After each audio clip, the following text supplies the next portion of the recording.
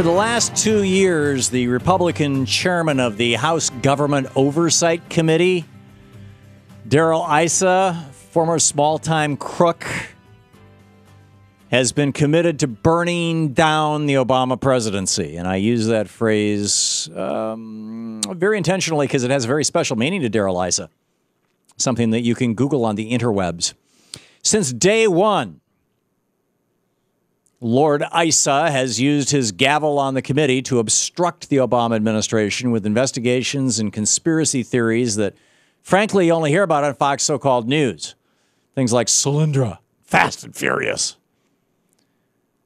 This is how you know that you're talking to a Republican. If you say Fast and Furious, they immediately know what you're talking about. And everybody else in America?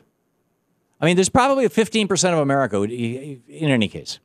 And now Issa's commitment to destroy President Obama has led Lord Issa to, in my opinion, commit treason against the United States of America. Last Friday, Darryl Issa released 166 pages of State Department documents that were classified as sensitive and related to the September 11 attack on our consulate in Benghazi. You see, after failing to burn the president over Solyndra and Fast and Furious, Issa made sure he was going to exploit this tragedy in Libya to its fullest extent. This guy makes Joe McCarthy look like a piker.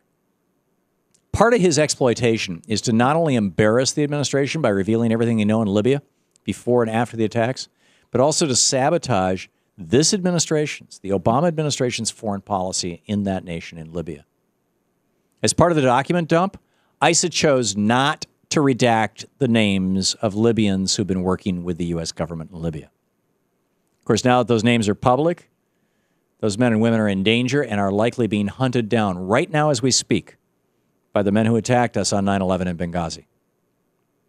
Also, these key intelligence operatives are now compromised and thus can no longer be used to give us intelligence, which hurts President Obama's ability to conduct foreign policy and counter terrorism in Libya.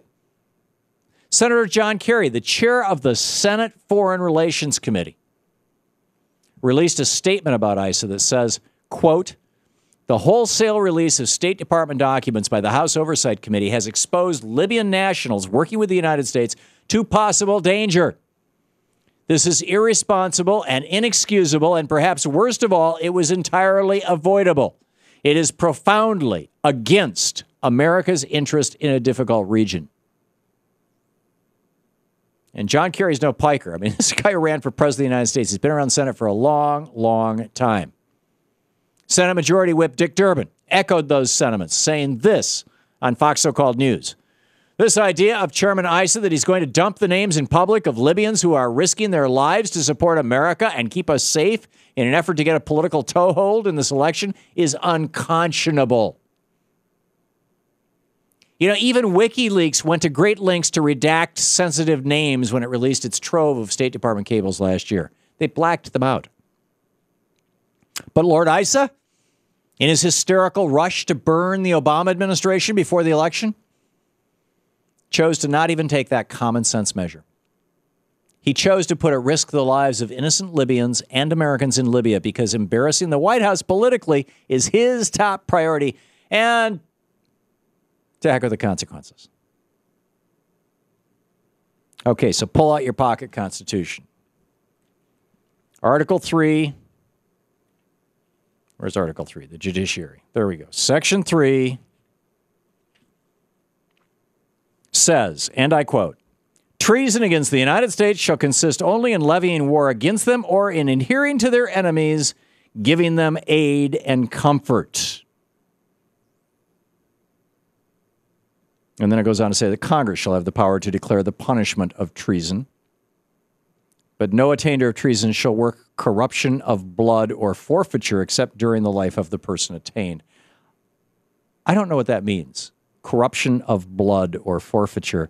I'm assuming, cause you to bleed or lose your life. In other words, some sort of capital punishment. But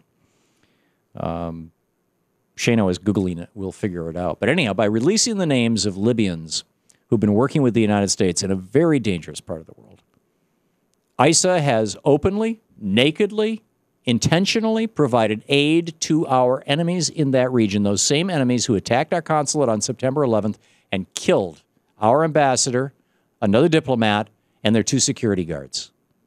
This is treason. Figured out? Oh, interesting. Corruption of blood, Shano says, means inheritance. So in other words, you can't pass your wealth along to your family if you're convicted of treason. And forfeiture probably has something to do with the same, right? So fascinating. So basically, they just said, if you're guilty of treason, you lose everything. And Darryl Issa is the second richest guy in the House of Representatives. He should be stripped of his gavel on the Oversight Committee. He should be kicked out of Congress. Let him go back to making millions in California selling car alarms made in Asia. This guy's doing way too much damage here in Washington, D.C. I wonder if there's a Twitter hashtag out there, Issa Treason. Be interesting to find out. In fact, if you Google Darryl Issa Treason, first thing that comes up is a great story on the Daily Kos, which is just all about Darryl Issa committing treason.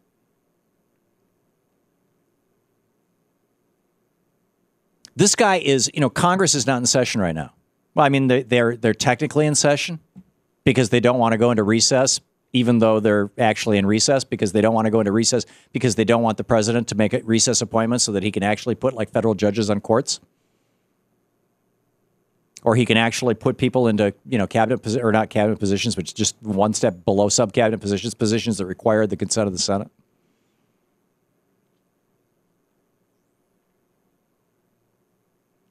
And in fact, he defied them. You'll recall back, 4, 5, 6 months ago, when he put a fellow in charge of the Consumer Finance Protection Bureau, that thing that Elizabeth Warren created, and Congress was like, you can't do this, huffing and puffing. Republicans are really good at huffing and puffing. And that's what Darryl Issa is doing. This is a witch hunt. There was a memo or an internal document. There was a leak out of the Republican Party back 3-4 weeks ago. Actually, it would have been more like about 2.5 months ago, now that I think about it, because it was before 9/11, that said that they were going to make President Obama into Jimmy Carter. Those of you who watch the program or listen to the program regularly will recall my talking about it at some length, reading about it on the air, sharing it with you. And I was speculating at the time, what does that mean? They're going to make him like Jimmy Carter. The Republicans like to call that, Carter presidency a failed presidency. I think it was a very successful presidency. He won the Nobel Peace Prize. He almost got Israel and Palestine to work things out. Had Reagan not blown it up when he came into office, I believe that there would be a separate and successful Palestinian state right now. Jimmy Carter had put us on an energy policy that by the year 2000 would have made us energy independent.